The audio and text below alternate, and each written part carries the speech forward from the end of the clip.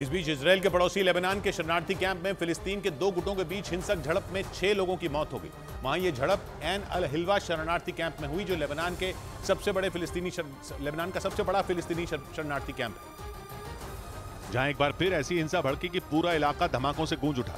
Lebanon के सईदा शहर में बने एन अल हिल्वा शरणार्थी कैंप में दो फिलिस्तीनी गुटों के बीच जबरदस्त हिंसा हुई। बार बार धमाकों की आवाज आई और धुआं उठता दिखा। जो तस्वीरें आई उनमें शरणार्थी कैंप से धमाका होता नजर आया, जिससे पूरा इलाका हिल गया। जिसके बाद ये खबर आई कि इस हिंसा में 6 लोगों की मौत हो गई।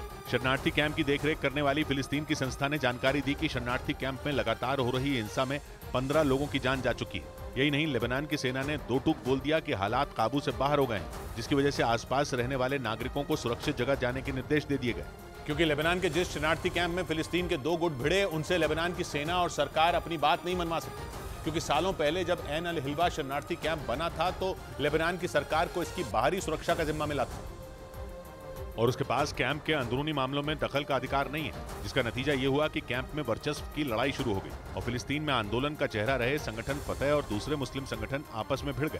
क्योंकि लेबनान के 12 शरणार्थी कैंपों में एन अल हिल्वा सबसे बड़ा है, जिसमें करीब 80,000 फिलिस्तीन के नागरिक रहते हैं, जो इस कैंप पर कब्जे के लिए लड़ रहे हैं, जिसने लेबनान की सरकार की चिंता बढ़ा दी। क्योंकि इस कैंप में लेबनान के गृह युद्ध में बेघर हुए लोगों को भी शरण मिली, लेकिन लेबनान की सेना या सरकार का इस कैंप में दखल नहीं है, इसलिए वो हिंसा नहीं रोक पा रही।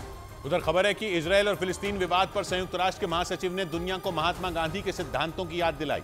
इजरायल ने 1967 की जंग में वेस्ट बैंक और यरूशलेम पर कब्जा कर लिया था, लेकिन इन दोनों जगहों पर बड़ी तादाद में फिलिस्तीनी रहते हैं और फिलिस्तीनी लगातार इजरायल के कब्जे का विरोध करते आए हैं, जिससे वहां आए दिन हिंसा होती रहती है। दोनों के बीच पनपे विवाद को कई बार सुलझाने की कोशिश भी हुई, लेकिन कोई फायदा नहीं हुआ और करीब 56 साल से इजराइल और फिलिस्तीन एक दूसरे के खून के प्यासे बने हुए हैं। मगर यूएन महासचिव एंटोनियो गुतरेस ने इस विवाद पर महात्मा गांधी के अहिंसा के विचारों की दुनिया को याद दिलाई। यूएन महासचिव ने साफ कह दिया कि महात्मा गांधी के विचारों को भूलना नहीं चाहिए।